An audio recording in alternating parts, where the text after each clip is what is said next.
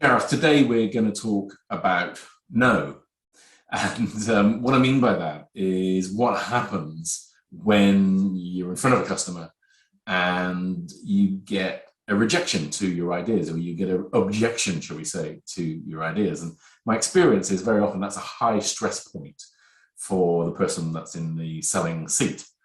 And my observation is that it's often a high stress point because it's probably not being thought through enough at the preparation stage. And I'm curious to know what your experience is of that, Gareth. Yeah, and you're absolutely right. It's when you get that rejection, we often ask people, "Well, how does that feel?" And you get that, sense of rejection or frustration, or why don't they get it? So it's a highly emotive point, and that's a really interesting point, which we'll discuss in another video. But there's also something there to recognise. Well, if it's highly emotive, what's the reason for that? And you're absolutely right. One of the things that we find an incredibly rare good practice is to think in advance about, well, what are the likely no's gonna be? And I've got a lot of observations about actually how simple this can be, working with across multiple industries and lots of countries, just how simple and how common some of the no's are.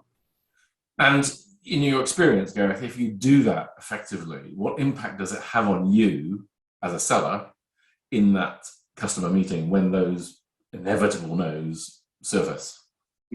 Yeah, well, I think it does a number of things. Well, first and foremost, most of the no's that come up are incredibly common. Often there's always something about money, or haven't got the resources, the time, it doesn't fit my strategy, got a better offer from a competitor, or something like that. I mean, I reckon there's probably less than 10 if you cluster them together, give or take some industry jargon.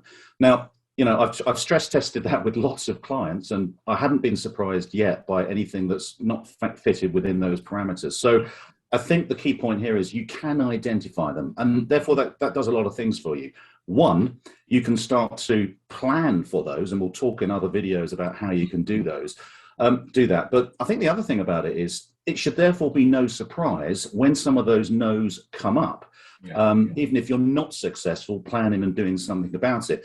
And that gives you the best opportunity to, react in a way that's got some logic and some sense, as opposed to react from that emotional part of the brain. And if you remember, a lot of evidence tells us that we are, as human beings, are emotional decision-making creatures. So how we react at that particular moment is a really important point in any proposal. So what I'm hearing, Gareth, I guess in some ways it's blindingly obvious, isn't it? If we prepare ourselves for the things that could go wrong, as well as expect things to go well, but if we prepare for the things that go wrong, we're much more likely to be able to respond rationally more than emotionally in that given moment. I think a lot of people think preparing for the no is negative.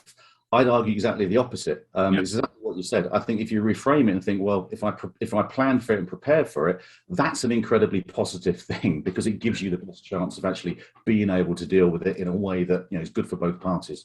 And that's great. And I look forward to exploring that technique with you in a subsequent video. Thank you.